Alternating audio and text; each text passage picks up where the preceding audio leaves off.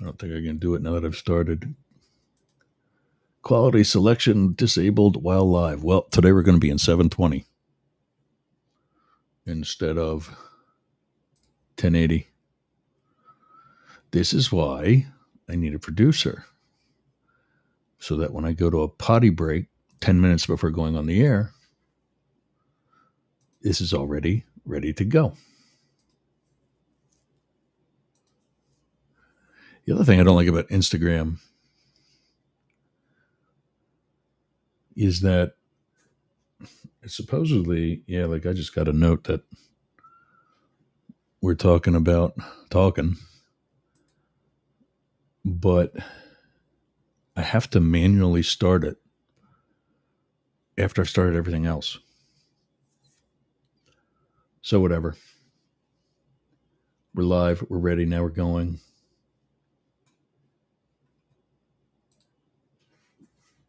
And I'm kind of also, I've rearranged some things on the desktop again. Whatever. We're doing this. So today, like I said, we're going to be talking about some hypocrisy that is happening throughout the right. We're going to start right here in Tampa, well, in Florida, because that's where goofball is. Oh, I love that.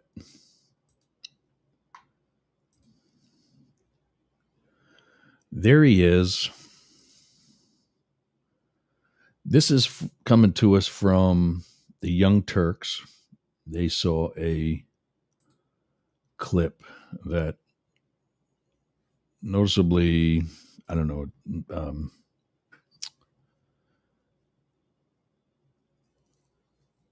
it's funny. I mean, that's, I guess, the best way to say it. Watch what this guy says. And for those of you that are here in Florida, he ran for re-election. Ron DeSantis, I call DeSantos because, like George Santos, he lies about his, background, who he is, and he just lies. That's all. He just lies.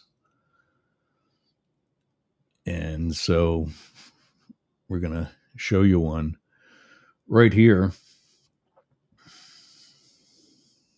The people that want to enforce orthodoxy and want to stifle dissent, they only do that because they know their ideas cannot stand scrutiny. They know that if people are able to speak their mind, that people will reject these phony narratives that they're always trying to shove down our throats. Oh, I love. Yeah, I love too. Wow. Has he forgotten anything from his campaign compared to what he actually did? Like anything?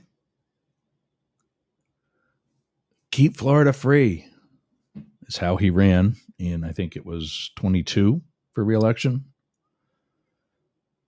And meanwhile, he was already by that point and continues to ban books. This past June was awesome. Here's what he did then.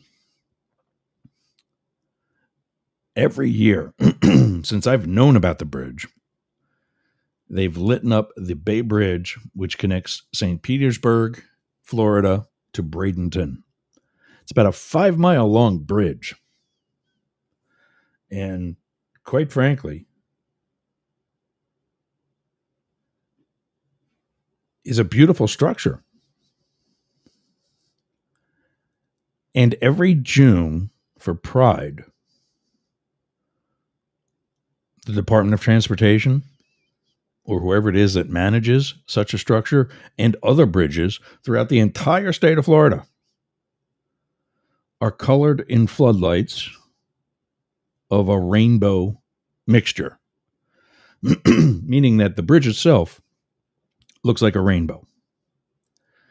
And if you're wondering why they do that for June, June is Pride Month. The LGBT community has the bulk of their parades, festivals, celebrations on the fact that we have pride, because most of you know I'm also gay. We have pride and celebrate the fact that you, presuming you, the listener or viewer, are straight, to celebrate the fact that you don't have to, that you're not persecuted like this.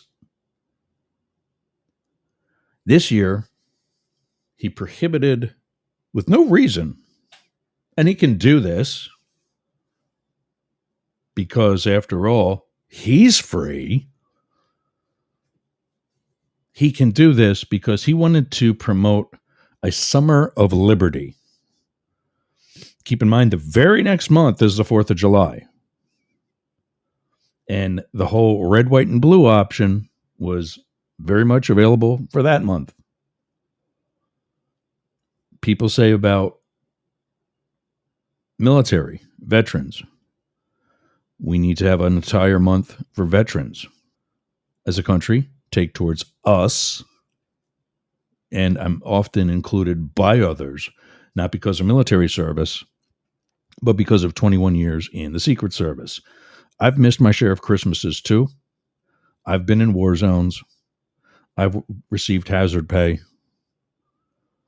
for doing my job, protecting this goofball's right to be an asshole. And so now the thing is, there are 2 referendums coming to us on Election Day. One is about pot, which we're going to talk about later. I don't think we're going to get to that today. The other is about abortion. There is a referendum prohibiting the Florida legislature from enacting any abortion restrictions. I agree with some of these state officials. That is too broad. That ain't going to fly. But here's what's happening in the free state of Florida. Here's from the Associated Press. You should probably sit down. You should probably park your car, because that's the face you have to look at, for one, if you're watching the video. But you can tell that these are actually very contentious. That round table that he was sitting at, in these 5 photos here from the AP article. The first one is a demonstrator, probably likely outside of a all women's health center in Clearwater. It's an abortion clinic, call it what it is, among other services. The next one was a rally of women rallying to they're standing at a what we would call a rope line. It's a bike rack covered with drape. So that's probably an event for Kamala Harris. Well, it says JoeBiden.com. So there you go. April of this year, he would have still been the presumptive nominee. So there we go. And that was in Tampa as well. Hillsborough Community College in Tampa. The remaining 3 photos that you just saw me scroll through were of the Santos. This amendment is guaranteeing, and it would be amendment to the Florida Constitution. So it is guaranteeing that a woman's right to choose is protected. A woman's right to choose is not a requirement to take part. In other words, if a woman has a pregnancy that is for whatever reason unsafe or unwanted, she has the option to make a decision about continuing to carry that potential eventual child. No, it's not a baby when it's still just a zygote, which is a technical term for a fertilized egg.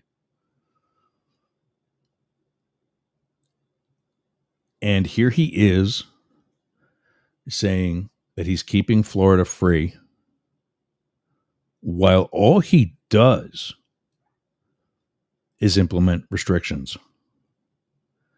I still don't know what this one is, but I was told by somebody who is a local barrel sucker, gun carrier within the state of Florida.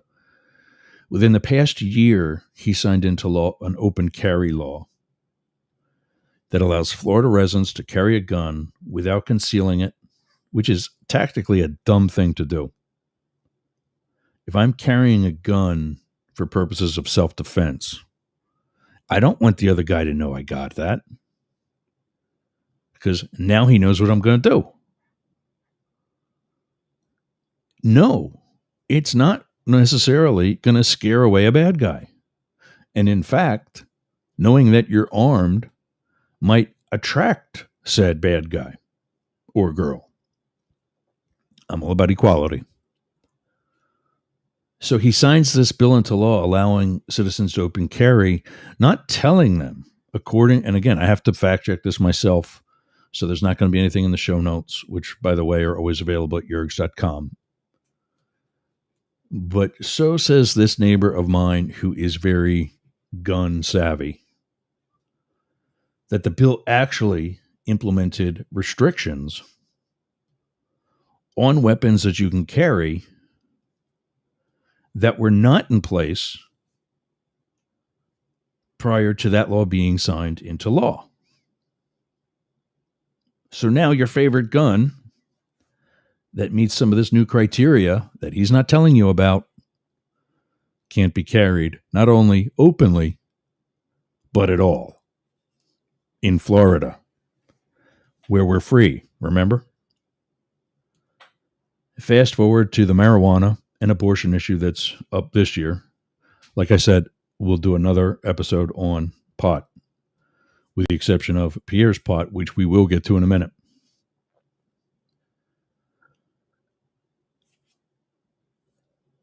Abortion, and again, to be fair and very clear about this, I got to find the right link here.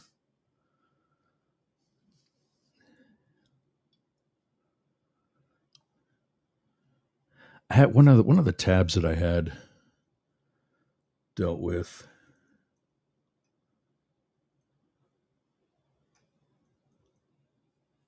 It dealt with the actual proposed amendment, Amendment 4, it's called.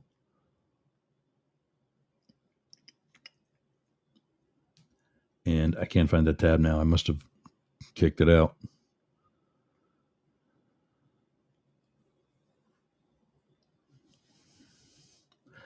But there's an agency called Florida's Agency for Healthcare Administration.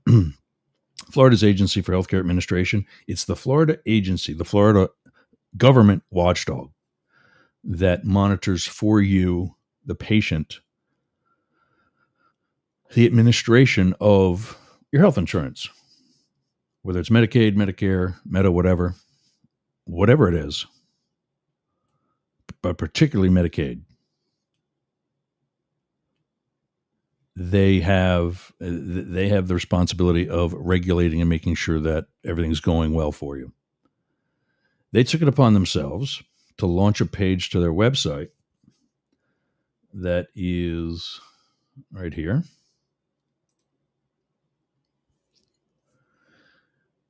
And there's these two buttons. The red one on the left, I'll be more descriptive for those on social audio and radio. The red one on the left is Florida Cares, about women and children. The one on the right is Florida Cares. Florida is protecting life. Let me show you what that is. This is the video that we saw a moment ago, courtesy of the Young Turks, was going to show you this as well.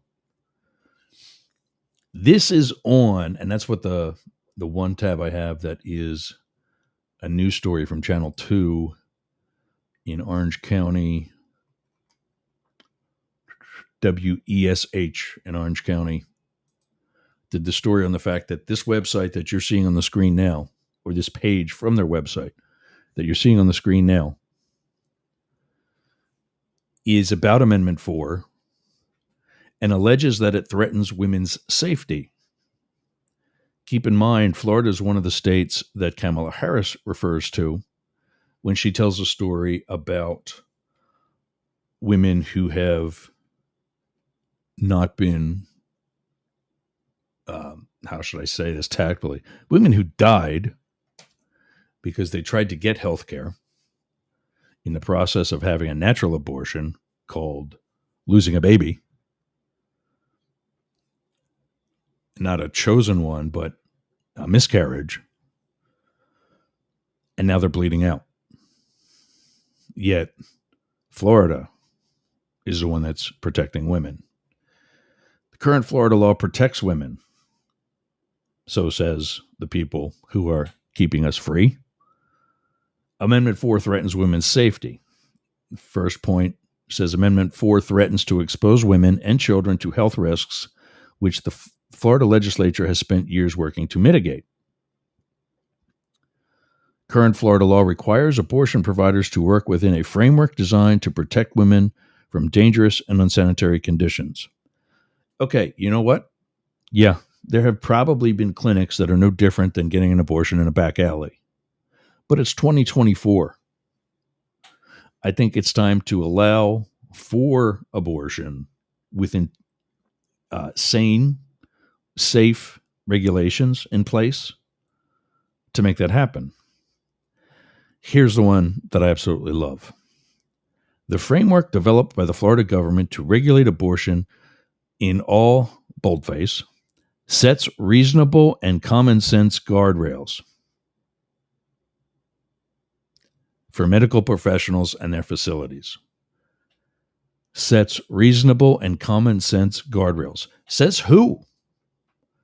The people who are keeping us free and banning books and not allowing kids to be taken to wherever for brunch by their parents, by their adult parents that we're giving freedoms to? So says Ron DeSantis. Some of these laws and regulations include, now keep in mind, this is what is already on the books. Something that in most of these cases, I wouldn't have any problem with.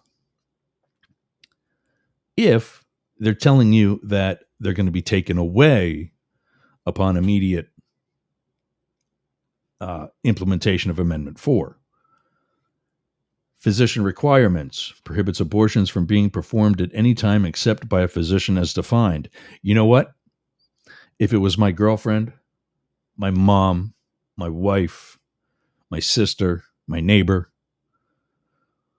who is in the process of actually having some sort of medical device being stuffed up inside to do some work, I would probably want a doctor to do that. Sorry, physician's assistants, but this is like that one step up that we need the big guy for, or gal. Licensing and sanitation. Restrict where abortions may be performed, as in not like a back alley where you're forcing them to go to. Impose sanitation standards for those facilities, also a good idea. And mandate annual agency inspections. No problem there either. And what we're going to see is that Amendment 4 isn't against these issues. It's against the next steps of these issues, which are coming. Admitting privileges requires physicians to perform abortions to have admitting privileges at a hospital within reasonable proximity. In other words, there's got to be a hospital nearby. The patient has to sign an agreement stating they are aware that there is a hospital nearby, such that if things don't go well, better levels of treatment are soon available. That's it. Also not a bad thing.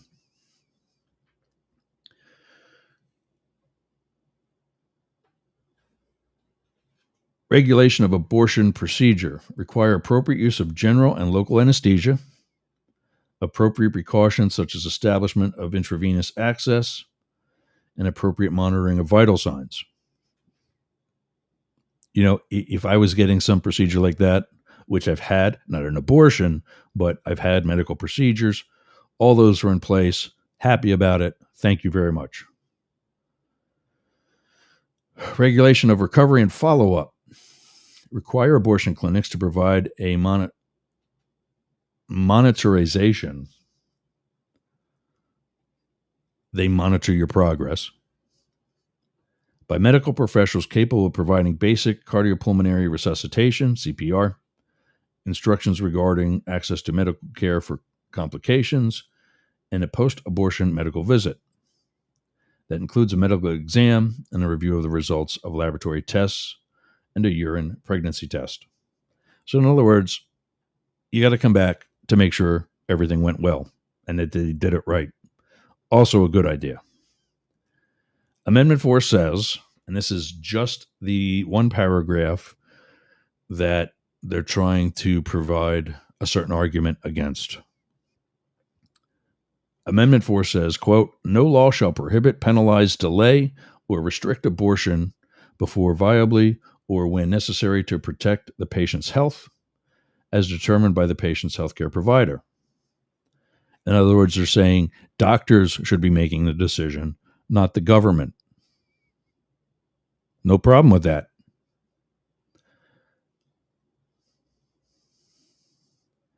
This amendment does not change the legislature's constitutional authority to require notification to a parent or guardian before a minor has an abortion. I don't have a problem with that. If in my case, adopted daughter did something like that, or perhaps my adopted son and his girlfriend, who may be a minor, she's not, but I would want her parents, or if I was the parent or guardian, I would want to know. I would want to be able to have that conversation myself, because remember, Ron DeSantis, you're giving authority and freedom to the parent. This is doing that. Here's the truth with a big red arrow. Make sure that's in the middle of your screen. The Florida legislature will lose the ability to protect basic common sense healthcare regulations due to these open-ended and arbitrary terms. Okay, so reword it. You see that the Florida legislature does have some authority already. This amendment does not change the legislature's constitutional authority to require notification to a parent or guardian before a minor has an abortion. We can also say this amendment does not change the legislature's legislative authority to require sanitary conditions and professional licensing of a medical doctor. Boom. Problem solved. You present that as a counter option. Instead of spending all this money on extra pages to a website that I couldn't find, by the way. I had to go to the TV news article that we showed earlier, not the one from the Young Turks, but the one from WESH, and click on the link they provided so I could find this. Existing Florida exceptions. This is the one I actually want to look up, because there's a lot of talk about these actually not being in place then and or anymore. Florida exceptions. Life of the mother.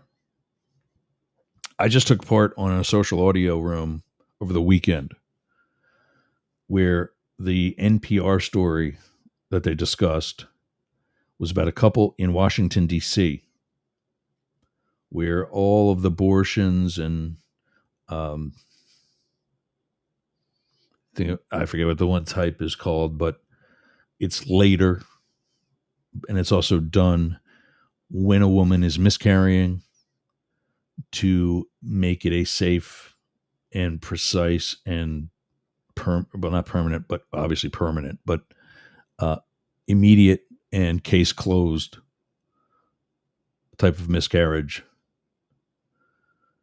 unlike what this woman in the story experienced. An option that she was given by her healthcare provider in DC was that you can do natural. let your body continue with the miscarriage. You'll bleed that cell into a napkin, toilet, wherever, whenever. This woman did that and didn't stop bleeding. While she was driving with her husband on her way to the far right state of Ohio, where she almost died because they were afraid to perform this procedure for fear of violating Ohio law. Life of the mother. Risk of physical impairment. She was unable to walk for a while. Thank God she did actually survive this ordeal. She did black out during her second trip in the same morning to the ER, largely from loss of blood, of course, and the fact that she's essentially dying. Fetal abnormality. In this case, the baby was dead. There was no heartbeat for a while.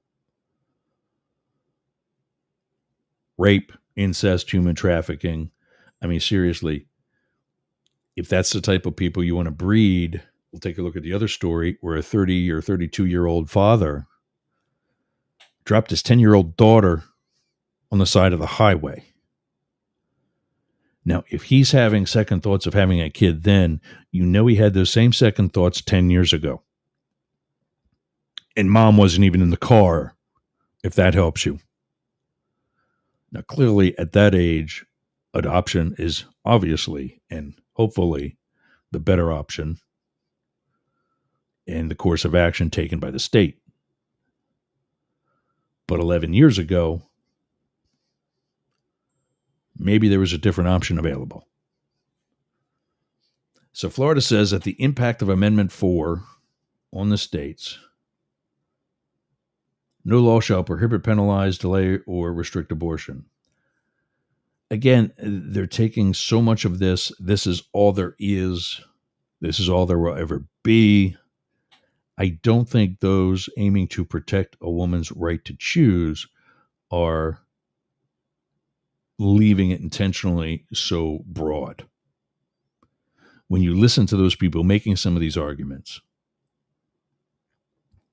that's not what you get from them. They talk about Florida, the state of Florida talks about a reasonable decision. These reasonable decisions are made.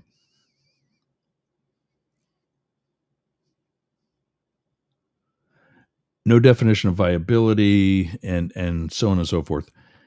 It's all a bunch of reaching. It's all a bunch of the scare tactics that DeSantis says the left let's be clear who we're talking about here. This is yet another DeSantis right versus left and projection. Not just hypocrisy, but projection. DeSantis is a master of leveling some sort of pathetic scare tactic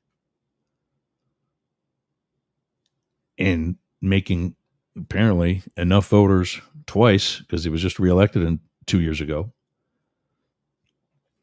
think that the other side, which is another attitude we seriously need to get rid of, that the other side is the bad guy. We got to stop with the tribalism and the other side isms. There's my own ism. All right, I got to take a break. When we come back, Pierre's Pot. I don't know if we're going to be able to hear from Marcella today. I know she's getting kids back in school and getting used to that.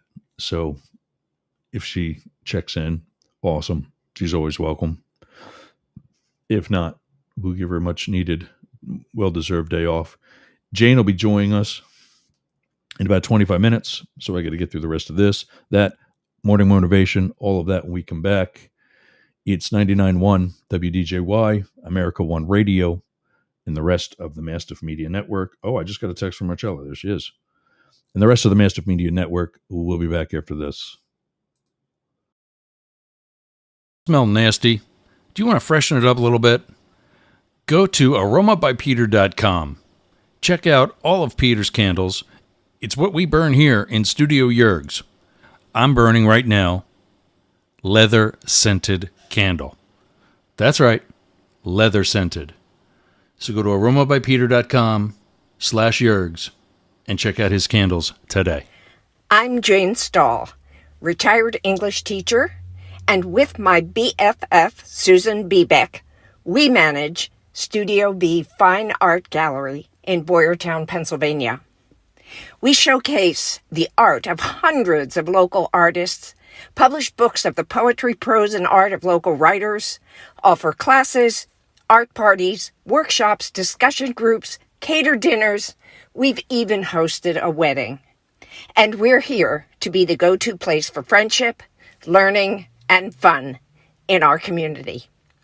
Virtual tours of our exhibits are available right here on Yerg's Radio. Let us introduce you to some amazing art and artists.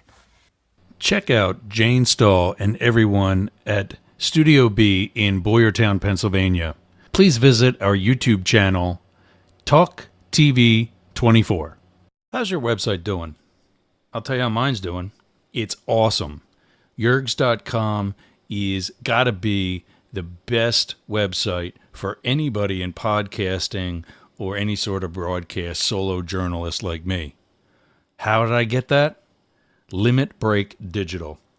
Limit Break Digital did my website with Yergs.com. They did YergerGroup.com.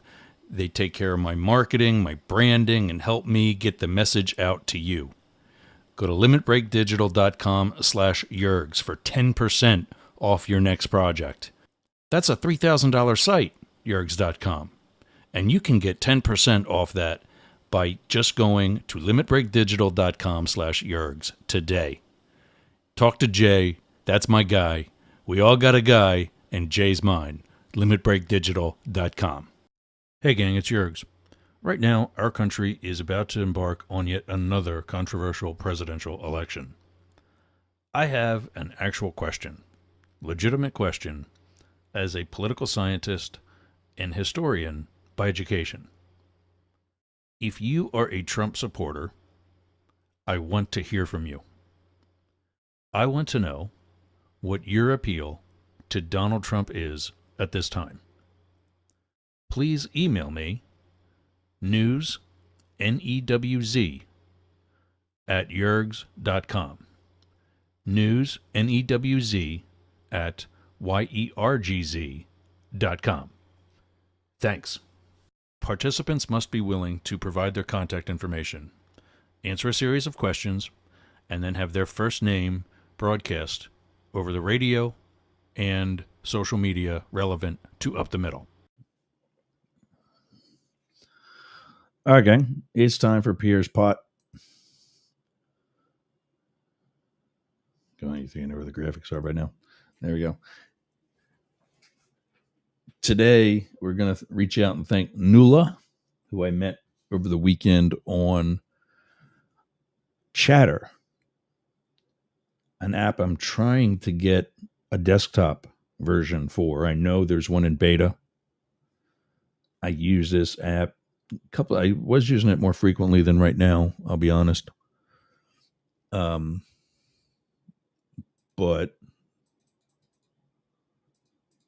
oh, she's messaging here. Give me 1 second.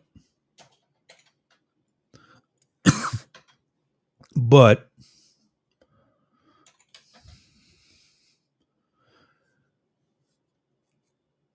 brain fart. Sorry, Toto. I'm liking this one app. It's like Clubhouse, but okay, she's not on.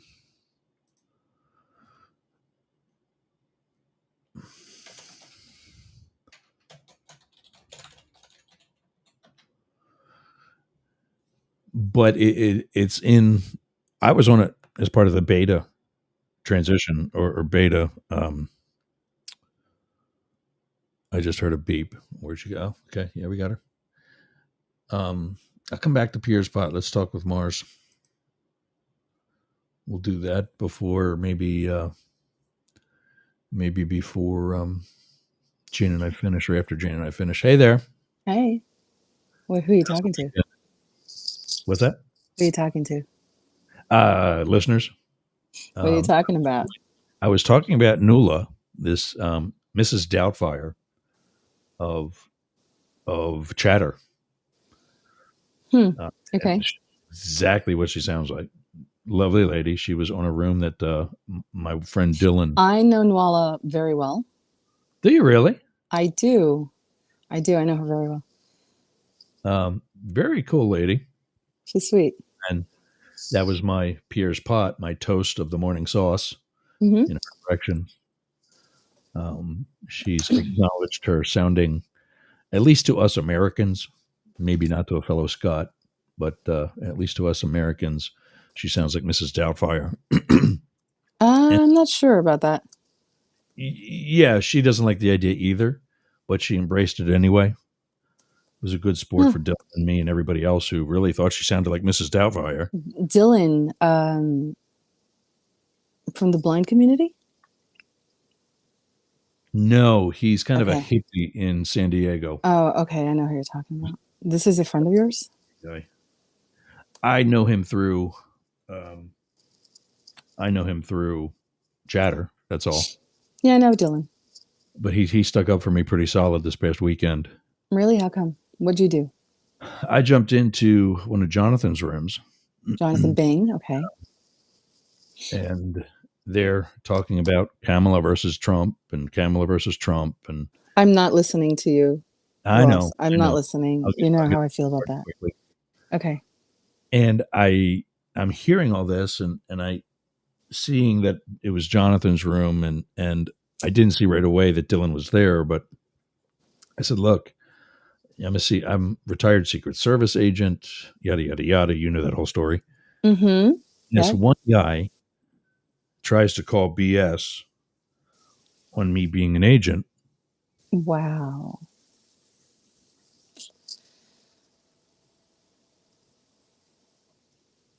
Oh, I'm just reading your other message.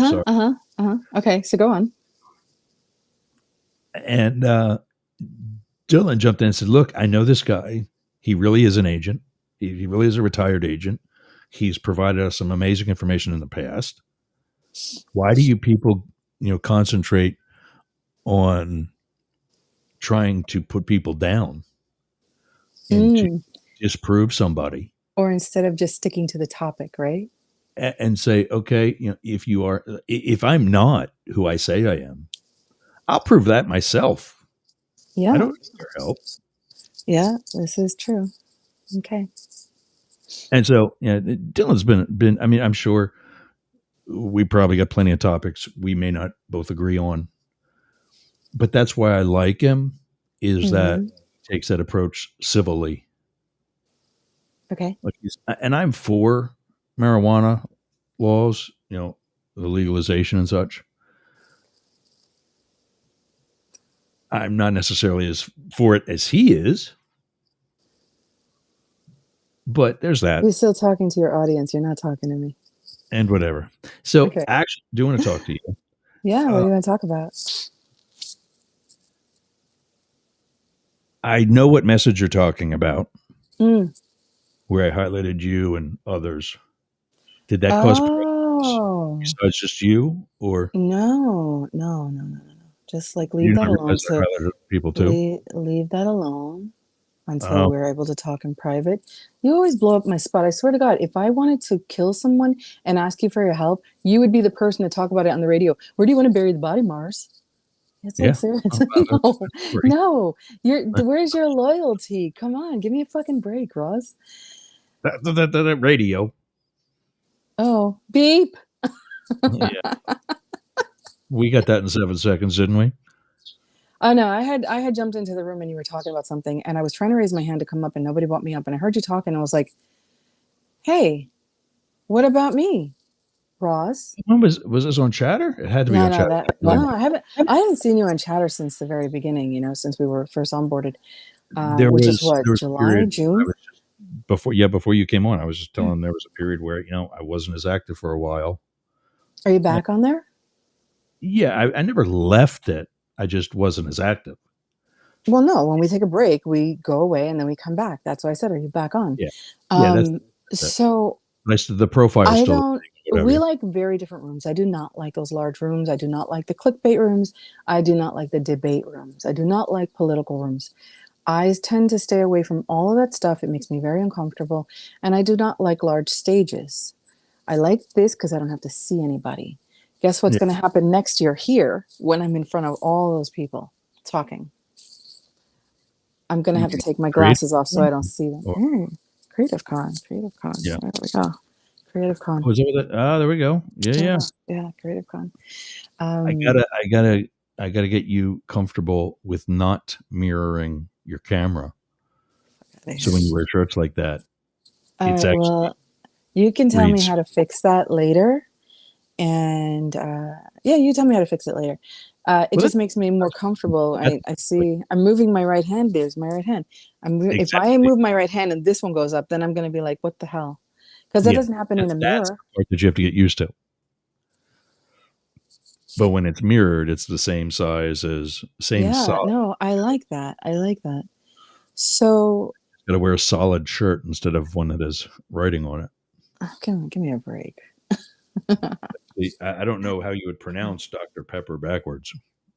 And what would that be? Pig Latin? I read backwards, but so I could read it the way it's supposed to be. But So so how are the client base coming? Any more? Um, I've had a few very interesting clients, really nice people. There was one that was so incredibly enlightened. All I could see were angels behind her. Well, It was a challenge to read her because they kept talking over me. And it just proved to me that there are people that I'm going to have challenges powerful. with. What? Do you think they're looking out for her though? Of course Like, they are. This is her yeah, spiritual team, but they were right. all over her space. I couldn't even see behind her because they were covering up everything except her. But it was a nice conversation though. She was very uplifting. There were a couple of things I was able to warn her about. It's been really nice having all these new clients come in, and we're getting ready for Halloween. So we're making a banner to put up on my site, and um, it's also going to be put up on Gig Salad, and I'll give it to you. I do corporate parties, I do house parties, and last year I did a couple. I did a couple, yeah, I did a couple, and they were really interesting. I was able to read quite a few people at these 3-hour events. So That's where I worry for you because I know what one does or can do as far as draining. these are 5-minute readings, Ross. I Yeah, actually, yeah, but 5-minute readings for 3 hours. yeah. And I take breaks. And Yeah, that's that's one of the stipulations. I tell them I need food, I need water, and they have to provide this if I'm there. They also have to provide an area where I can go and sit for a couple of minutes so I can regroup. And I bring my sage and I cleanse myself and I come back. And usually I'm really good. I go on these missions. They're missions to me, and I go yeah, high energy because I cleanse myself before. And then when I get home, I cleanse myself and I sleep for hours. yeah, But it's a lot of fun. You get to meet lots of new people. Some of those people book with you later. And just to be in the environment of a festive occasion where people are wanting to come and sit down and get some insight to what's going on with them. I'm actually going to reach out to one of the ladies I worked with last year because she held a really nice party and I was able to take someone with me. She called him my bouncer. nice. Yeah, he sat on the sofa in the room with me while I did them. He was away from me, but he listened. And at one point, there was a guy who would not leave. He kept coming in. And I said, listen, you have to wait your turn. I don't really need anyone to back me up like that, Yeah, but it was nice to have him just in case. So that's what we're doing. We're going to do, I'm preparing for the holiday parties starting in October. Yeah. very cool, very cool. Yeah. So if And you want me for your corporate event, reach out. yeah, I was going to say I'll put that up. Got to kind of rearrange the screen here. I gotta put you in this folder too. So there's different like profiles on uh, Restream. Mm-hmm. Of course, you and I have one where what everybody's about to see right now. Oh, yeah. Okay. Marcella.com is in our profile, Mm-hmm. but it's not in the up the middle profile because Mars does not do politics. I do But not do you politics. do stop in on Mondays to say hello, and so I do. I do. I need to put that on this one too. So also, how is this going? Marcella That's underscore just Palooza. that's just my Instagram page. But that's also where you're doing the or telling. Oh, you're talking about under the Yeah, umbrella. So yeah, we took a break. We were not summer, summer we're all either vacationing or working on things. And funny thing is, I reached out to them late last night and I said, guys, summer is over. The little one's back at school. I have some free time. I would really like to make this thing happen again because this is what's going to happen with CreativeCon. We're going to take this over there and we're going to talk about what it's like to be a podcast host, a creator who is neurodivergent. So we're gonna get back on the ball with that. And then Luna's been talking about creating content for herself to be a podcast host. They're gonna start off really slow, she and Angelica, and maybe little episodes, and I'll probably send them to you so you can air them. yeah. Because wasn't she? They had been in the planning stages of that for a while. Didn't they actually cut Mm-hmm. one or two of them? What's that? Didn't they actually record one or two? They've done a couple on TikTok. Here's the thing, though. We had a um, life-changing events happen in my home over the summer. You're privy Yeah, to that, uh, and it really set her back emotionally. yeah. So the only thing she could really focus on, and I got to tell you guys, I have probably the most self-aware 12-year-old that I know. I'm not going to say in the world, that I know.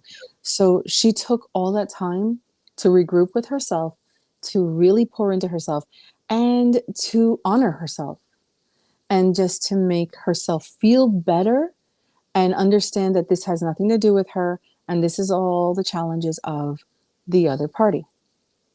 Has there been any reconnection of any sort with that other party? Not at all. Not at all. I think that's a good thing and kind of a bad thing at the same time Why would you think it's a bad thing? because I'm sure that you both have just like a lot of things to say, I actually perhaps don't. explain selves, and I know you of all people don't need to hear it. I no, I don't have anything to say. I listen, I give people the rope, They and hang if they hang themselves. Oh themselves, yeah, yeah. You didn't you even can have. either hang yourself with it or you can tether yourself to something. Yeah, And I take responsibility for whatever I did that was not conducive to the relationship, to the healthy part of the relationship. I also have to honor myself in that I was not alone in this. yeah. And when the day came and he left, and I even then tried to salvage some sort of relationship, whether it be friendship or otherwise, and he was yelling at me. I said, I want you to let it all out. And he said, what? I said, please, whatever you're feeling, let it all out right now. And he said, you're not worth it. And I said, okay. I didn't Well, get first of all, angry. for you, and secondly, wow, What was I supposed to say, Russ? Listen, maybe when I was younger, I would have cried. offered the opportunity to say, make me a punching bag. Let's do this. Rip the Band-Aid off. Yeah, I thought maybe we could talk about it. He could tell me why he was so angry and why he had been treating me the way he had for the last 2 months before he left. Basically treating me like I didn't exist and it was just him and the children.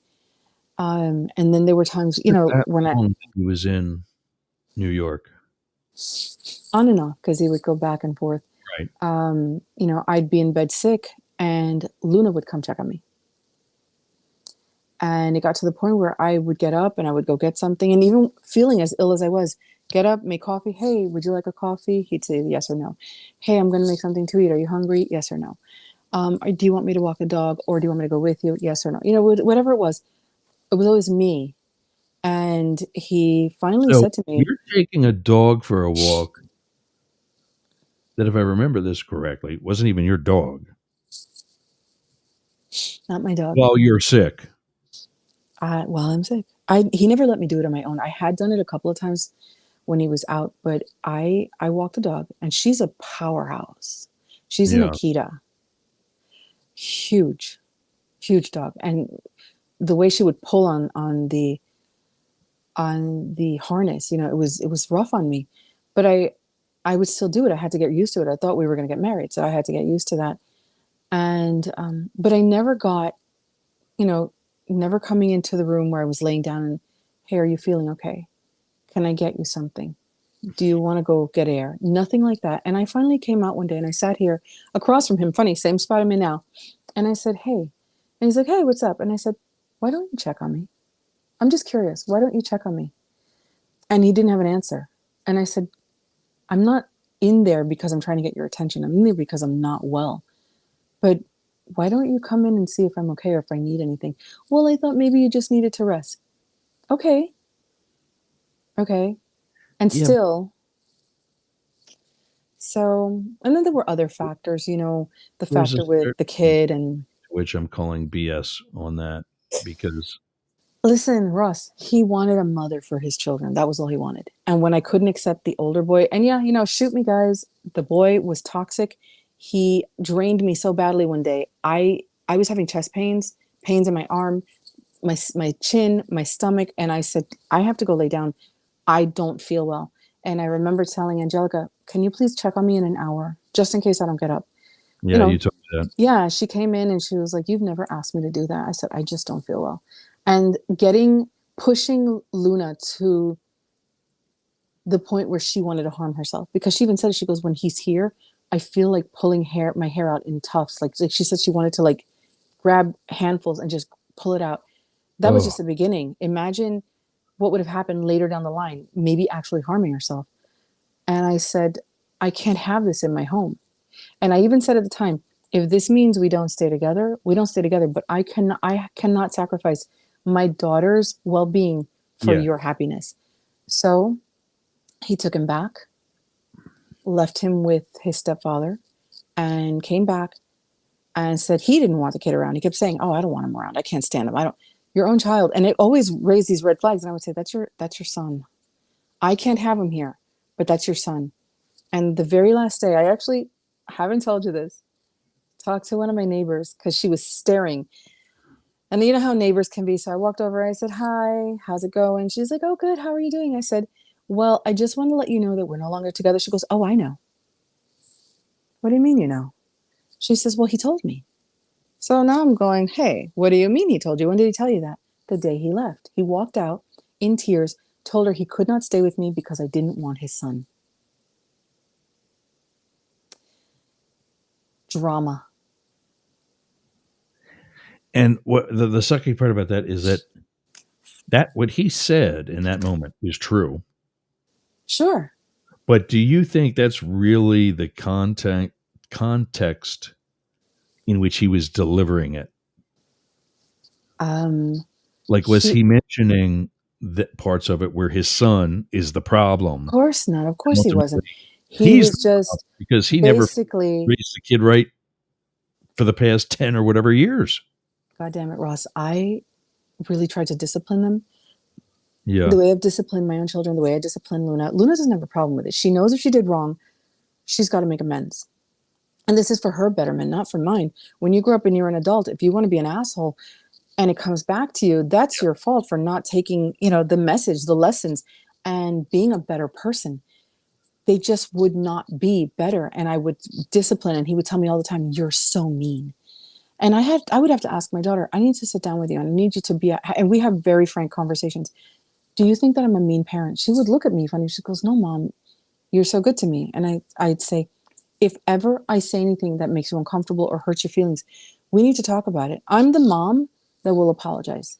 If I hurt you, I am so sorry. Please, let's talk about this, because I don't want there to be discord in this home. I don't want there to be hard feelings between us. And I wasn't like this when I was younger. So I've Yeah. grown quite a bit, and I wanted just for those children to grow as well. But anytime I made a decision, he would want to argue in front of them. And I would be like, oh my Yeah. God, I can't do it. It was just too much to put them through it. I would tell them, leave the room. He would say, no, they should stay and hear this. I said, no, they shouldn't. No, They should not. This is not not. No. appropriate. Yeah. So Luna would take the initiative and get up and leave. And she would say, I don't want any part of this. I'm a kid. Yeah, but you know what else though? What's that? It's not like you're living in a 10-bedroom house No. 3 where everybody's bedrooms. got some place to go. No. That's why I would hide in my bedroom. I'd hide in my bedroom. They were always out here. Angelica would hide in her bedroom. It was a lot. And then constantly bragging about his giant home in Canada that he was leaving for me, because he would tell me all the time, I'm doing this for you. And I would say, no, you're not. You're doing this for you. Yeah, and like and the kids. No, he was Which doing also it for him, kind of sort of him because because leaving his son behind was for him. It wasn't for me. And he yeah. would tell people when he was here, he's living his dream, being in New York so he could be a stand-up comedian. One of my cousins called him out. She's like, I thought you were here for her. Yeah. So relationships come, relationships go, they die, they live, whatever. I just have to honor me, my family. I have to remember who we are. I just realized something. I need to You text just, Jane. yeah, how is Miss Jane? You're gonna find out.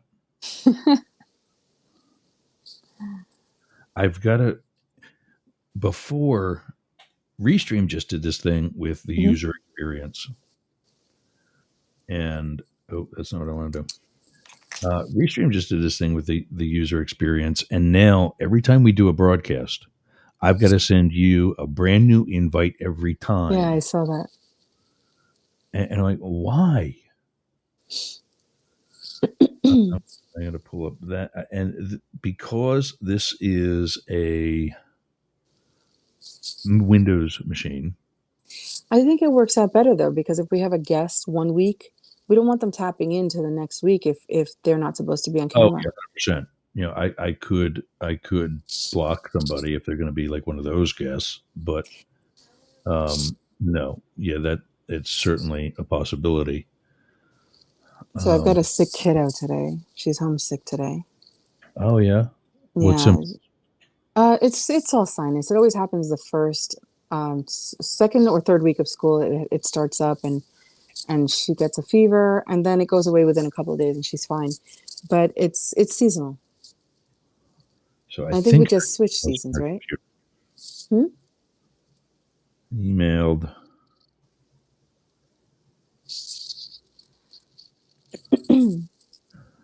So no dead airspace.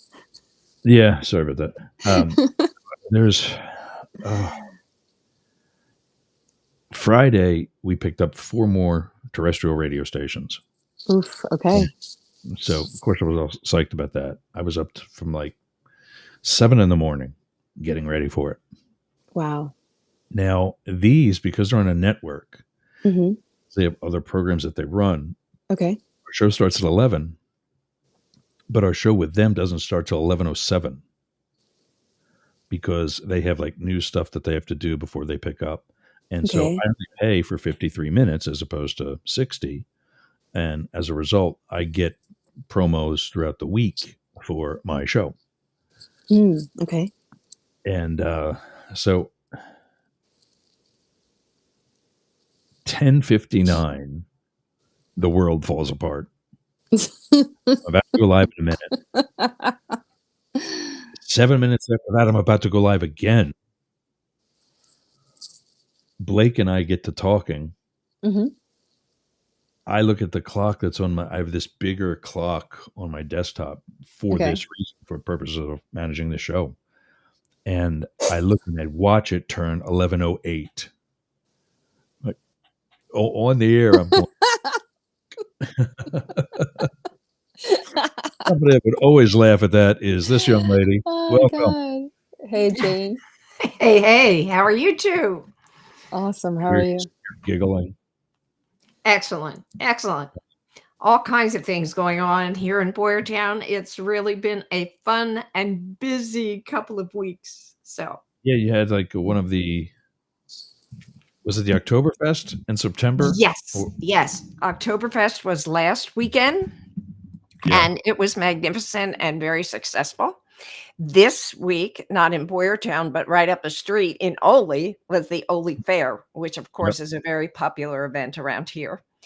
But in the past couple of weeks, Boyertown opened an ice cream parlor, and coming up next weekend is a troop train event on, in the rail yard. So it's just going to be a very busy time, and I'm already planning for next summer's theme show for Studio B and artists and writers and community members and so forth. So it's just a very Clearly exciting not time. retiring It yet. doesn't quit. Yeah. And clearly you're not retiring yet. Well, yeah, I don't see a window for that yet. So, Yeah. but I've considered it. I mean, I think I may have said this in a previous episode, so I'll just summarize.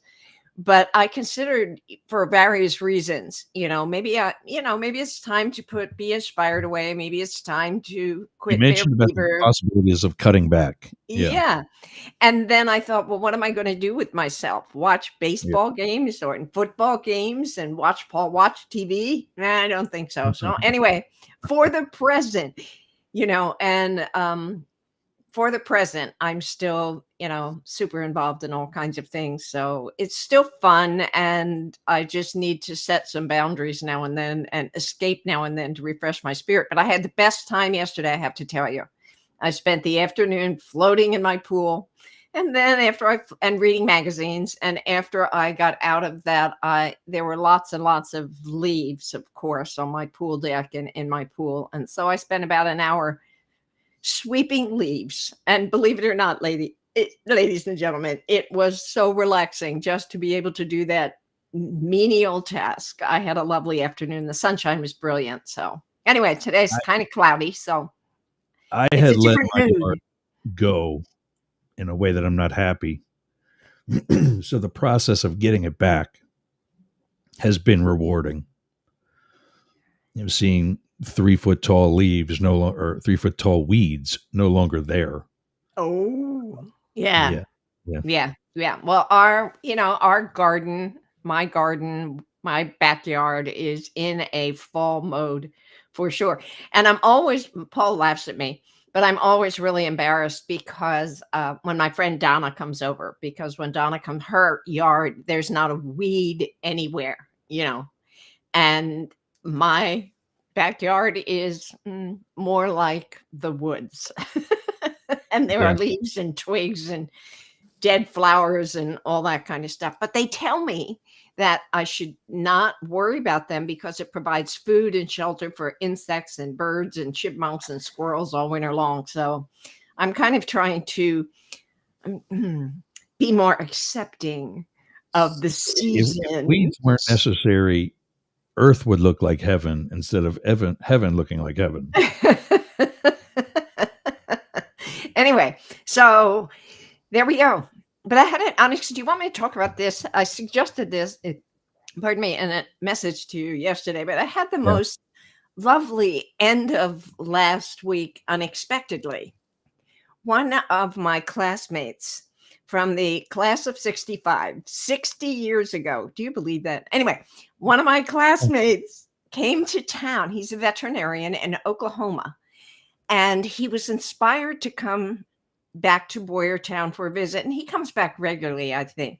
But he has a whole fan base here in Boyertown. And he was inspired to schedule a visit to visit his friends, and I think some relatives, maybe even some relatives who were estranged, because he lost 3 of his friends in Oklahoma. And I think it triggered a need for him to reconnect with people who were important to him. So anyway, he had this trip planned. And while I did not hear from him. Let me interrupt you just 1 second. Okay. Sorry. Mars needs to run, so we'll Okay. everybody go to Marcella.com, MARCCELLA, schedule your booking. I've got, my buddy still raving about, her abilities. Andrew is a nice guy. Yeah, he's a good dude. So yeah, thank you. Thank you for that. 2 C's, 2 L's. Schedule your booking with Mars today, and we'll see her again next week. You and I need to talk this week. Yep. Can you call me today? Yeah, I can call you when Awesome. Jay and I are done here today. All right. I will see you guys later. Take care. Okay. See you there. All right. Me Back too. to our veterinarian. Yep. Yeah. So anyway, so his fans, one of his fans, another classmate, connected with me and said, "Jane, you need Boogie's coming to town for the weekend." And he said, you really do a nice job with your podcast and you really do a nice job with articles for the Expression. Could you please schedule something with him? Because it would be great. It will be great. And so, I knew him in high school, but I didn't really know him. I knew him to be a super jock, three sport standout. And I knew that a lot of my classmates were his friends, that they really loved him, but I really didn't know him at all.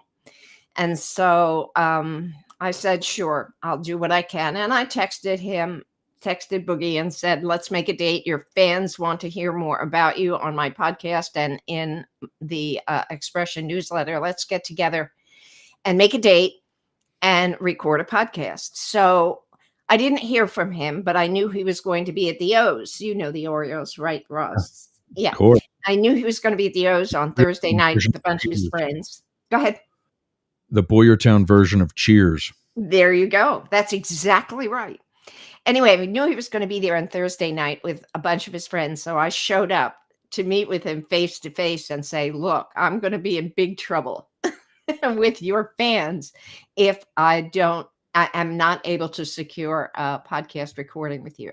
Long story short, he came on Friday with his best friend, Peanut, whose real name is Doug David Heiser.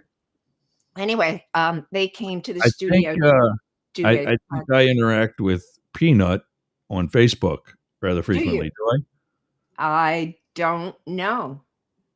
I think his political leanings are more similar to you and me. Oh.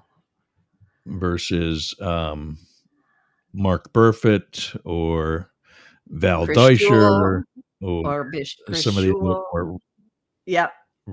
right-leaning friends and neighbors of Boyertown. Very good. But anyway, they came to the studio for a podcast episode. We had a lovely time. And as I told him after the fact and in a text message, next time he comes to town, it was really nice meeting him really for the first time during the podcast and getting to know him. And I will probably be part of his welcoming committee the next time he comes to Boyertown because he was very charming. I mean, seriously charming. And, he makes people feel, he's interested in people and he seems sincerely interested in people, which is not always the case. And his friends say that he's just very humble, and very intelligent. He's made a really good living for himself as a veterinarian in Oklahoma after 46 years, I believe he said. But they worried about him when he was in high school because he was kind of directionless. He lost his father early and didn't really have any male mentors. Some of his coaches stepped in, some of the folks from classes that before him, who fellows who were a little bit older than he. Jack Lignelli, for example, he mentioned during the podcast as being someone who was instrumental to him in the fact that, Jack said, hey, buddy, you got to get it together. You've got a lot going for you, but you're not using it. Get it together. And apparently in the military, Boogie explained, he had someone, an instructor in one of his classes say to him, hey, you better learn this stuff or you're not going anywhere. And it kicked him into a different gear and made a huge difference in his life. So again, It was a really moving podcast in many, many ways. And like I said, I got to know him really for the first time, and that was really kind of special as well. So that was my fun, unexpected, one of those unexpected random happenings, that really are inspiring. So there. Yeah, that's the purpose of the podcast. Yes, when does that one drop? I beg this coming Friday. It'll be October the 27th. And again, it's available on your favorite podcast platform, including Spotify and Apple and Google and Castbox and a bunch of others. So you're certain about this coming Friday? Yes, October Was it the 27th. Yep. September? Oh, sorry. Yes, Yes. it's I'm almost sorry. yeah. September the 27th. I'm already booking October. So Yeah, well, you know what? I wish it was October 27th because we'd be essentially a week away from. I know. I know. Are we getting tired of this whole campaign season? I'm ready to prove myself right. Oh God, I hope you are. Um, But you know Matt what I and saw? I had a conversation on Friday. Okay. Blake had to go get his kid or something, so he had to leave the show early, the episode early on Friday. And Hmm. Blake and I, or Matt and I, were just Matt, who is the Democrat out of the two. I asked him what he thought and what his constituents were saying, or his potential constituents were saying post Biden's dropout. Hmm. Because before that, he was saying that he's at like he's calling people on the phone and he's going door to door and so on. And they're saying, I love what you're doing, but I'm just worried about Biden. And he was saying, well, then I need you to vote for me so that if in fact Biden loses, which to be clear, none of us want, but in case he does, we've got somebody keeping the other guy in check, Hmm. as opposed to my opponent getting in, who is an endorsed candidate by the other guy. The old man. Yeah, the current old man. Hmm. And now, this, as you're seeing probably throughout the media, this renewed energy throughout the Democratic Party and throughout the Democratic tickets.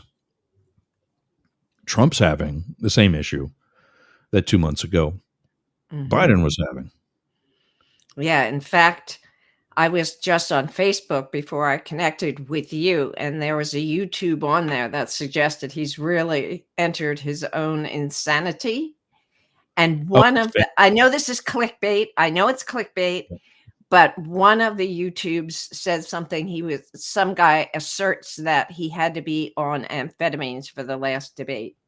So, I been thinking that actually. Um, I mean, they were, first of all, as much as they're never going to admit it, ever, not even when they get their asses handed to them in November. And I don't even call them the Republican Party anymore because they're not. no, no. And in realization, I don't think they ever were. Mm. I identify them, those who are left in the Republican Party, as MAGA because And I Lindsey call Graham, and I call them maggots. yeah, I do too. I do too. Um, I do. I don't like to because I'm trying to get away from the name calling I know. I'm on sorry. the road. But I've been doing that for 8 years. It doesn't work. I know. It's sad you've got to beat them at their own game. Yes. Yeah. But the MAGA Lindsey Graham, I can never remember his name. The guy I call Beaker from the Muppets, um, the one with the wide eyes that goes into the staring contest with space. Yeah, yeah. McConnell, Mitch McConnell, Oh, because he has yeah, no chin. yeah. He has no chin and he has wide eyes from his glasses. He looks like Beaker from the Muppets. Mhm. I'm gonna have to put a visual together, an overlay, so I can put the two up together on the screen. And they often compare him to a turtle too. So, But they're not Republicans anymore. And I just, the projection that these people do is fascinating. And in fact, I've been using that word. As much as I don't like what they're doing, I find that it wins over. So, and like, I don't dislike Val Deisher, Mark Burfitt. I don't care one way or another. But there are good people that still support this asshat. mhm. I think the reasons that we have left are because of pride. Mm-hmm. They know it. Mm-hmm. They have to. They know he lost. They're not that stupid. And that's what's left is you either have the pride that's bugging you, and you can't admit that he lost in 2020, that he's responsible for January 6th, Mm-hmm. that he's been lying about 95% of the stuff he says, Mm-hmm. or you are that stupid. That's all that's left. Mm-hmm. Yeah. Because he's not right. Mm-hmm. Saying that it's okay for him to walk up to a woman and grab them, that's not okay. Mm-hmm. That should have been the end of his campaign. It really should have. And it should have been a hint to us about what was coming. Yeah. Seriously. I know a guy. I don't know if he was okay with me mentioning, because when he told me this, I didn't have a radio show. But I know a guy that worked with me during my development of the hospitality side of the Yerger Group. Well-known expert in hospitality. Mm-hmm. You may have seen him on TV. He worked for Donald Trump in one of the New York properties earlier in his career. He and another coworker cried.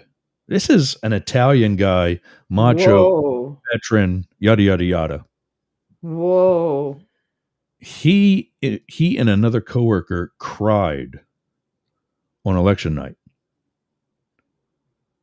because they knew what the country was in for. Wow. And so if he's strong enough to tell me that story,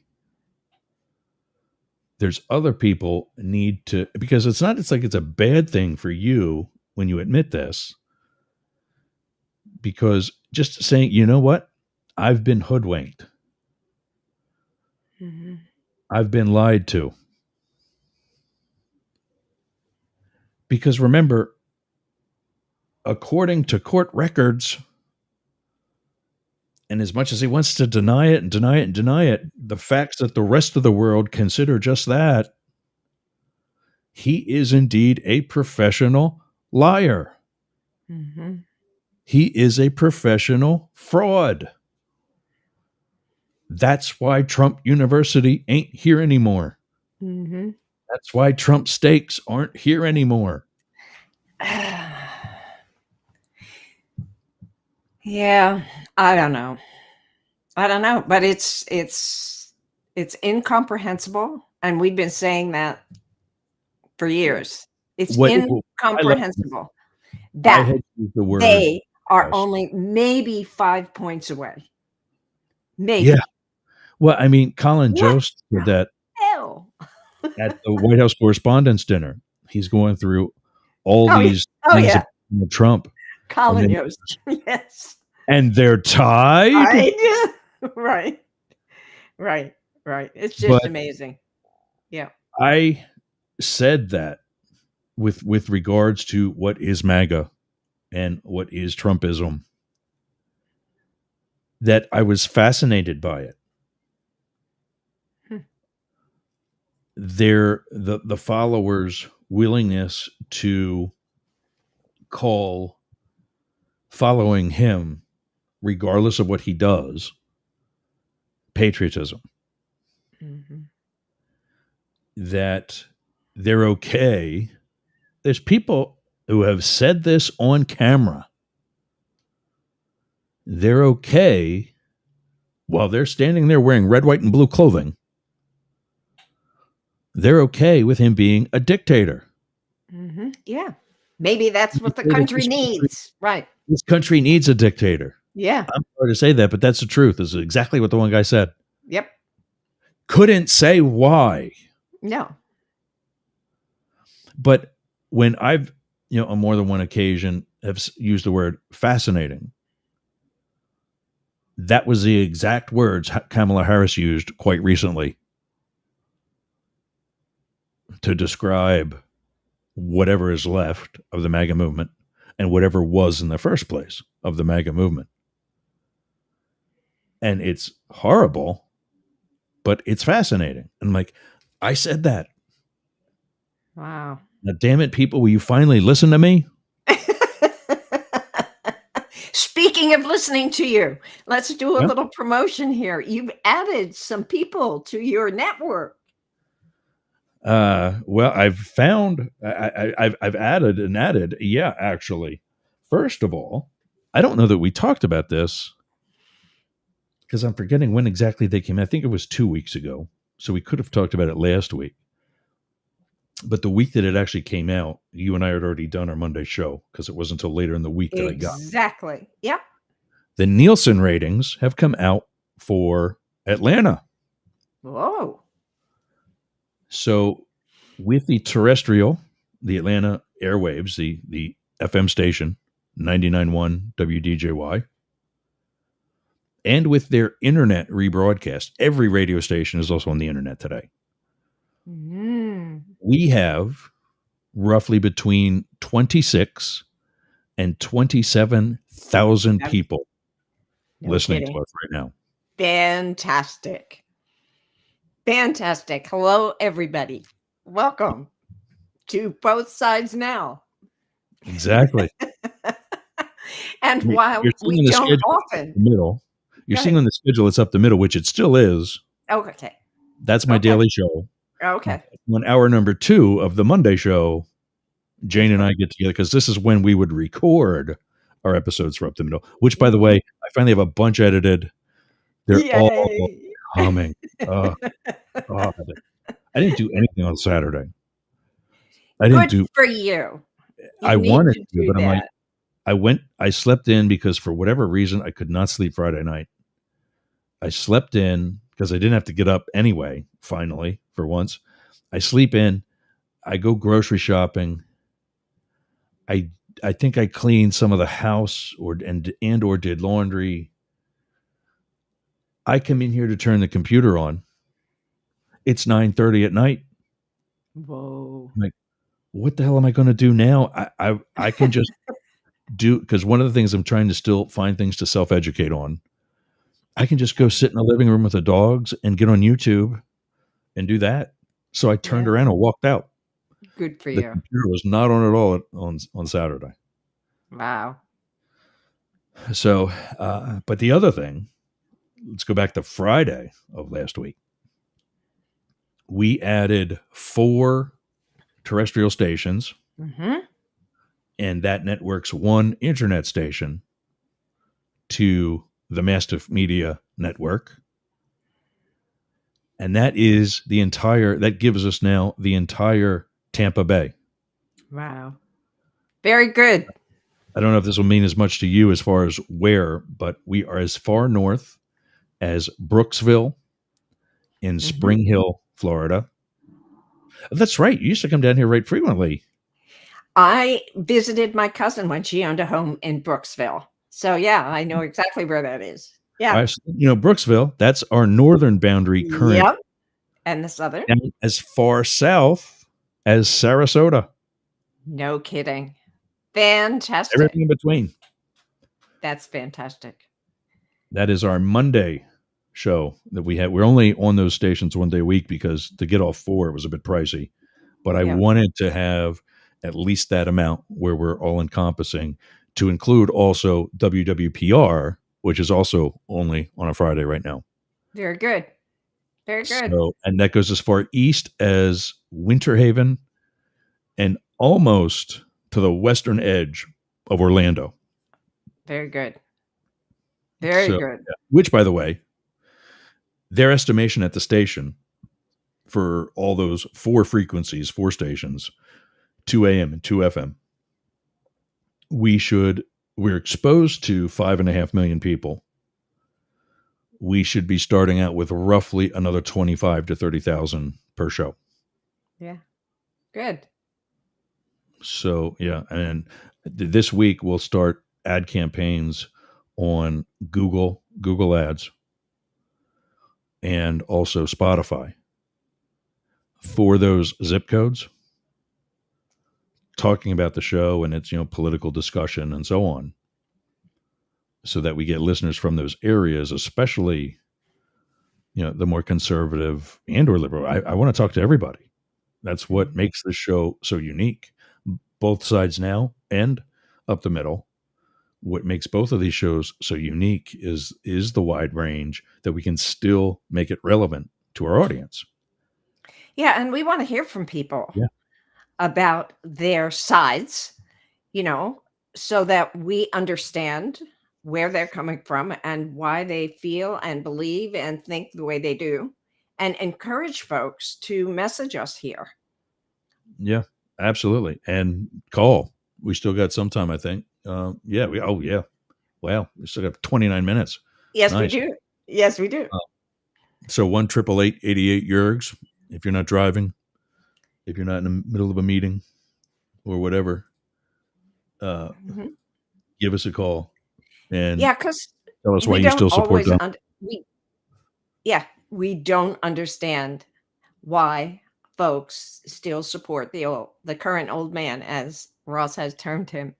So it would be an education for us and maybe helpful to the country at large, just to have a handle on what it is, what's the motivation, what's the intention that that is attractive to folks, because I don't get it at all.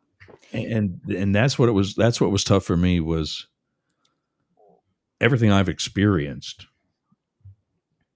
I forget. I think it was in an email to this one executive I'm trying to reach out to. But everything I've experienced, to include 2 illegal investigations into my sexuality during the Trump administration, and not necessarily as a result of him saying, go investigate that Yerger guy, Mhm.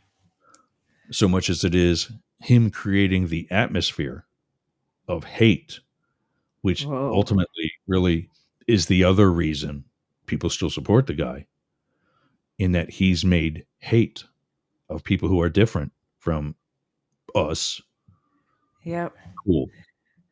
Well, I saw on, Hey, of all places, I was watching Paul had Fox News on this morning, and Patricia Heaton, do you remember her from Everybody Loves Raymond? yeah, that She was the was wife. Yes, she was the wife, and she has begun, oh gosh, now, she has begun a new group. It's O7C, October 7th Committee or something. I forget what the C stands for, to support Jews. And what she has experienced is that Jewish people that she knows have been vandalized, of course, and their mezuzahs, your mezuzah, my mezuzah, whatever. It's a something that Jews hang in their doorway, I believe, as part Okay. of their religious tradition, that people have been destroying them. And so she is, you know, she is has established this commission or this committee or something that is having folks donate to her cause to support the Jews in Israel, because she's so disturbed by this. I'm sorry, I don't have the the right I found it. A the right mezuzah, verbiage, but what is it? a mezuzah, Mez- yeah, Mezuzah. and she's part of her campaign is your Missoula, whatever, Yep. my Missoula. Yeah, trying to link everybody together, that we are unified people and we should be supporting one another is the I'll point. tell you exactly But what it is. I thought it was great that she was on Fox News this morning. It protects the Jewish household Yes, from evil spirits. yes. What There you does go. that sound like to you? It's a hex sign, Yes. a Pennsylvania Dutch hex sign. Same thing. Yeah. It's the cross. Yeah. But remember that on the barns, Yes. Mhm. like the peacock and whatever else they draw, that Digital Finks. that was for protection Mm-hmm. and well wishes for like crops and so on. Mm-hmm. Yeah. But that was a fascinating segment this morning, and I was delighted that she was on Fox News about it. Because, of course, listening to what's his name, Robinson in North Carolina. Oh, there's another one. Go there. Seriously, there's another one. And Matt's opponent in Ohio is the guy I was mentioning earlier. That is when he was saying about vote for me even if you can't vote for Joe, or think he's the lesser of two evils. He is sponsored or endorsed by Trump. By Trump, right? His wife, soon to be ex-wife, is the daughter of the Republican candidate for Senate in Ohio, who's fortunately losing to the incumbent, the Democratic incumbent. But earlier this summer, there was this article about how suddenly, boom, she's up and out of the house and moved Whoa. into a different place. And the stories came out about his domestic violence and previous relationships. Aha. And so now here's two MAGA Republicans who are now going to be at odds with each other Mm-hmm. because the one that the House of Representatives guy is at odds with is the daughter of his senatorial counterpart. Yeah, it's so sad. Here's the guy Trump calls the what? Martin Luther King on steroids. Who hates Martin Luther King? Who hates Martin Luther King and, is reviving the whole Nazi playbook. And that's with the projection about how, and the denial about how, no, we're not following Hitler. You're following Hitler. Right. Okay. Okay. Kamala Harris went in front of a bunch of Jews and said, if I don't win, it's your fault. That's what Kamala Harris said. Oh, wait, no, that was Trump. No, that was Trump. Oh, yeah. Yeah, no, I'm oh, by the way. Yeah. But I'm reminded of the Jon Stewart bit from that he did right after the State of the Union. Okay. When Biden just kicked ass. Yep. But there was all the responses that Trump was giving on social media, at speeches, and so on. And that was when he made the famous line, I only want to be a dictator for one day. One day. Right. And, when I think about the projection and, hating on Jews at a conference focusing on anti-Semitism. I just want to say what Jon Stewart said in that video after he made the dictator comment.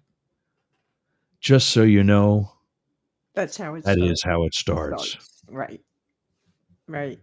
Hating on Jews now, just verbally, just as a hypothesis, just as a joke.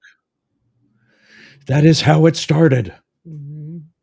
That is literally how it started. Exactly. The Holocaust. Yep. Yeah. And these asshats sat there, some of them, not all of them, and clapped for him. Yep. But what I think is just a huge disservice by the media is how they could have said, not everybody was clapping. I've been to AIPAC, the American Israeli Political Action Committee. That thing fills up the entire Washington, D.C. Convention Center. not just one of the convention rooms where we can put a couple thousand people in, the entire 3 or 4 square block building. It goes from Massachusetts Avenue, like 3 or 4 blocks north, and is an entire block wide. And that's filled with the Jewish community for that conference. And by the way, it's a week long. Mm-hmm. And that's where, presidential candidates come to speak, sitting presidents come to speak, vice president speaks at that, other notable members from the Jewish community, et cetera, et cetera. And in fact, Netanyahu and whoever is the prime minister as often comes to it from Israel. Yeah, full. I don't know where I was going with that now anymore, but whatever. Well, you were unhappy with the media that did not report that not everybody clapped. That's what you were saying. Yeah. Well, and that's it. It's this event was the size of one of those large convention rooms. Mm-hmm. And then, again, these are facilities that have car shows, all of which is indoors. They're that big. And so you're going to hear, like they do for Pamela, mm-hmm. when the place goes nuts. Mm-hmm. One of the things that I think is shooting him in the foot badly, like shooting himself in the foot with a shotgun. He's also doing the indoor arena events. Mm-hmm. And they're empty. Well, my daughter sent me raw footage, 35 minutes of raw footage from a Trump rally that focused on everybody leaving because they were bored. So I sat and watched the entire thing. Let me ask you something about that video, because it might be the same one I saw. In the very beginning, could you tell that it was the event in Wildwood, New Jersey, at the beach? It was an outdoor event. It was an outdoor event, yes. That's Wildwood, New Jersey. Yeah. Jane, it was 5 months ago. Oh my God, really? Now do you see why 4 months ago? It was like April, maybe early May. But we're just talking about it now. Now do you see why I say do not trust polls done by the media? Mm-hmm. They could have broken that story half a year ago. Mm-hmm. Now, why didn't they? Because they want to keep it close, or appear to be close, so they can keep themselves relevant. I forget who it was. Somebody else just said the same thing. I think the guy last Tuesday, I was on a show called Pushing the Limits. It's a show just like ours. This guy who does it in Vegas. And he had me on, not because they were both broadcasters and podcasters or whatever. He had me on as a retired Secret Service agent. And then he gave me a shot to plug the show too. But he was saying the same thing. He does not put any worth in polls. Mm-hmm. When they, like Blake from our Friday show will say, oh, but the polls were accurate about this one and that one and whatever else. They weren't accurate about the red tide in 2022. Mm-hmm. That was at best a pink splash. Mm-hmm. They weren't accurate about 2018. Mm-hmm. And they weren't accurate. Those where they are accurate, predicting a president or whatever, they're not really that accurate until the end. Right. When it matters for their own reputation. Right. Nobody's going to go back 6 months to a year. I have mixed feelings about all that, because in some ways it's really kind of good to suggest that things are, close as they are, that we did not show that video 7 months ago or whatever, because I think it's really important. It would have caused complacency. For people to realize that they got to get their buns to the polls. Yeah. And so magnifying how close things are hopefully motivates people to get to the polls and vote when it really and only counts, you know? Yeah. And I Yeah. know it's difficult. It's really difficult. Like, I forget who I was talking about the other day. It's just something relative to community business, and my colleague was talking about how somebody was saying, negative things about some other person in the organization. And I said, well, what we got to do, what people have to do is not give those messages oxygen. You want to listen to them and don't pay attention to them, because then they kind of wilt and go away. That is the hope, at any rate. But the more attention you pay to it, the more you say, wait a minute, let's fix this, or let me explain. It gives the whole Yeah. thing oxygen. And I know that the media has that concern, like, should we be talking about this because it magnifies its importance? Should we ignore it? But yet it's kind of important to bring it up, and it may motivate people to get their rear ends to the polls. So I reckon, I'm torn between reporting some of this stuff and not reporting some of this stuff. I understand the conflict. Yeah. How's that? That's all I Yeah. can say. Yeah. Yeah. I know. Yeah. And that's happened in elections. I don't think so much Hillary. Well, my favorite story comes from Andy Rooney. Back in the day, during World War II, when there was this huge event, this huge bombing, you know, and the newspapers didn't know how to report it at that particular time. Do we report all the negativity? Do we report all the destruction?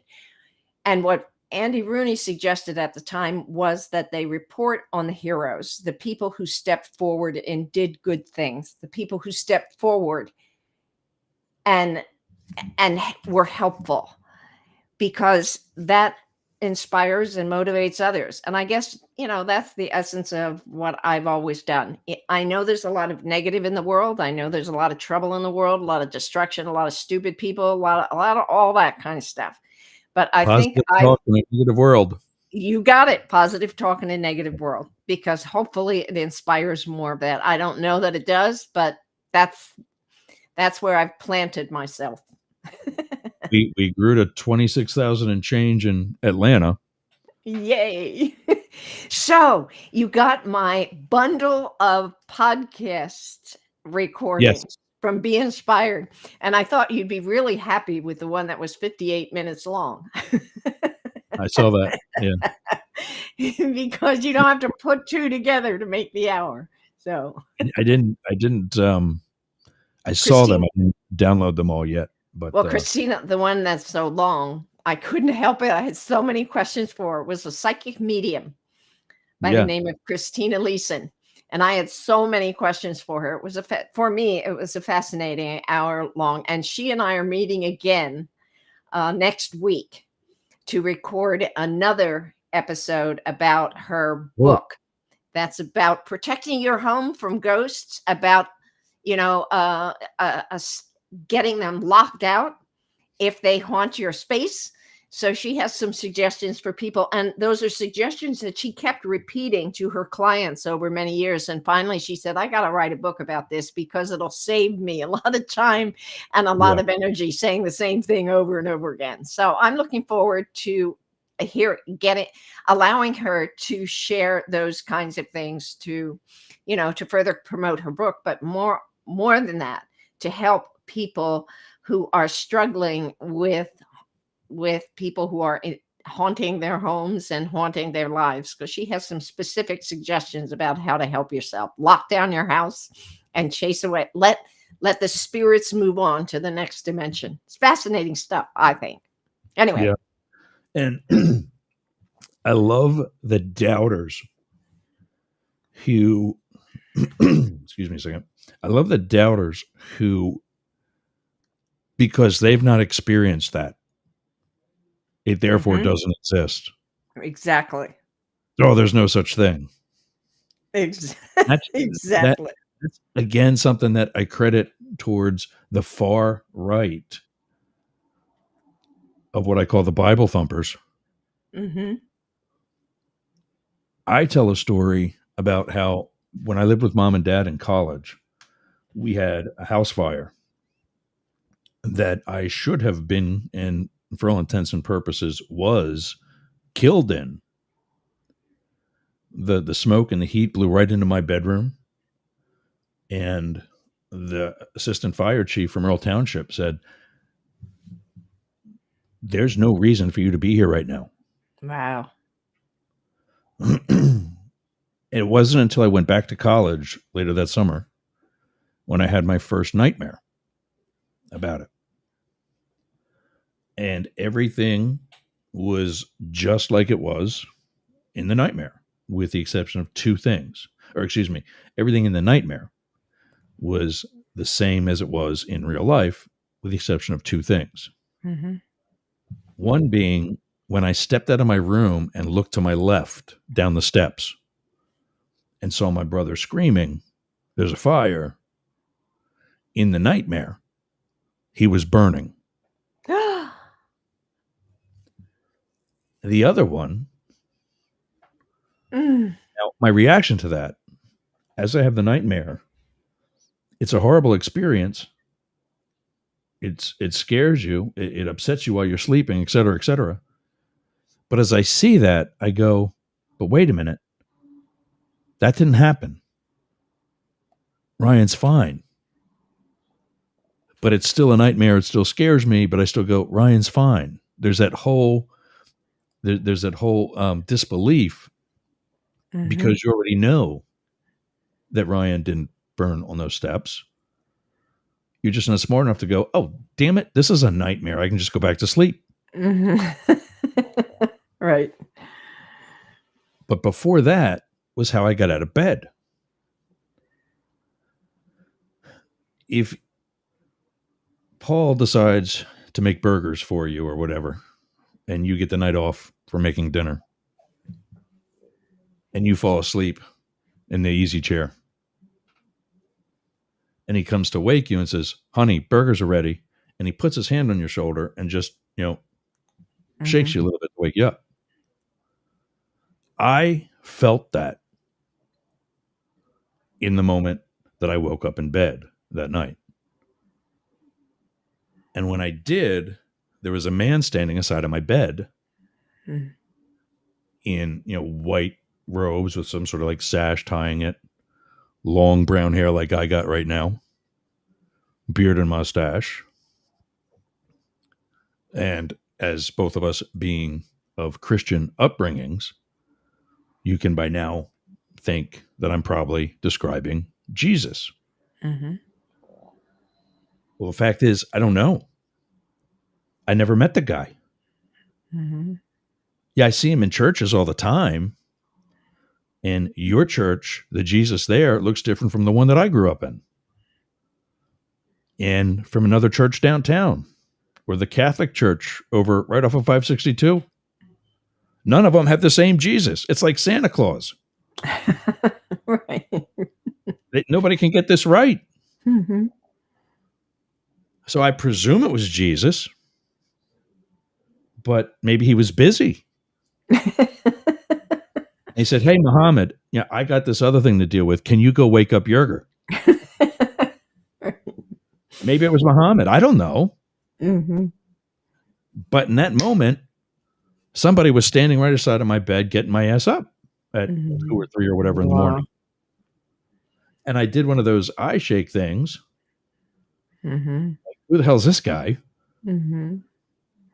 And he was gone. Mm-hmm.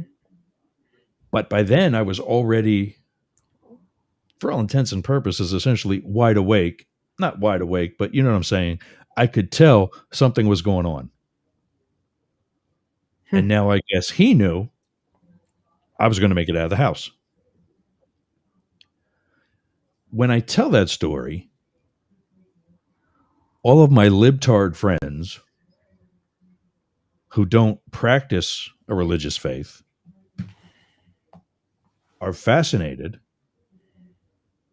and at least believe that story for me, that I really experienced that dream, and so on and so forth. But the other thing about it is my own realization that when I saw my brother burning in the dream, I had that, no, that's not right. That's not what happened. I don't get that about the brown haired guy in a white robe waking me up. I have that feeling like, yeah, I remember this part, Yeah. even though I don't remember that part. Well, I too. And I think we shared this. Go ahead. Well, just wrap this part up. The Yeah. liberals, many of whom are faith based, Christian, whatever, Muslim, Jewish, whatever. But even the ones who are like, no, I'm a little trendy and progressive. I don't do that whole church thing. Mm, They still at least believe that I had that experience mm. through my dream and wherever else. The doubters are the Bible thumpers. Well, You just saw a white towel hanging across the room, which, by the way, I went back to the room, stood in that spot where my bed had been, and looked across the room in that direction. There was nothing remotely close to resembling anything. That there was a clothes tree with a white towel hanging from it. No, mm-hmm. there was nothing like that that could have been anything to put that seed in my head. Mm-hmm. And yet they said, no, you just, it's just part of your dream and whatever. That's nice. We're glad you're here, but it's calling bullshit. I've had experiences like that myself. Go ahead. Yeah. And then we got time. I want to get you out too. You don't believe in ghosts, but you worship one. Mm-hmm. Well, there's a great meme that came across my Facebook page this week, and it generated some really heavy duty proselytizing from someone who attracted somebody who was willing to argue with him. Anyway, the meme goes like this: witches call it spells, Christians call it prayer, spiritualists call it manifestation, atheists call it the placebo effect, scientists call it quantum physics. Everyone's arguing over its, no one's denying its existence. The energy. Yeah. It's the energy. It's the energy. So anyway, I like that meme. If it gets cut off, we got about a minute left. We might be losing. We'll be losing 99.1 WDJY. We'll wrap this up on Yerg's Radio. Go to Yerg's, YERGZ, radio.com and listen in on the rest of it. That way I don't have to rush Jane in. I want to hear some of the experiences that she's got. Meanwhile, you can get us both news, NEWZ, at yergs.com, or, there we go, studio BBB, 3Bs.org. That's the art studio that Jane manages in our hometown of Boyertown, Pennsylvania. Okay. Haven't lost anybody yet, so go ahead. Well, I was just going to end our show. I'm Jane Stahl. Oh, okay. And I'm Yergs. And this is Both Sides Now. We'll see you all next week. I'll see you all tomorrow. Sounds good. Have a good week, everybody. Now, do you want to actually tell any part of that story? Well, do you want to say next week? We can. I have to run soon, okay. But yeah, I can share with you and anybody else who happens to be listening. When Paul and I were first married and moved to Colorado, I remember waking up in the middle of the night one night, and there was a gentleman standing in our bedroom. And I can remember, pinching myself. Is this real? Trying to wake Paul up kind of by pinching him, and he wasn't having any of it. But this gentleman was in the room kind of looking around. And I can remember, just saying, am I really awake? And all of a sudden, he just vanished. And, I just think that was probably Paul's dad coming to check on his son because he had left he had left the room when he was 45 and Paul was like 15 years old. But I think he came to visit us. And then, speaking of fires, we had a fire here in my home, and it was traumatic, of course.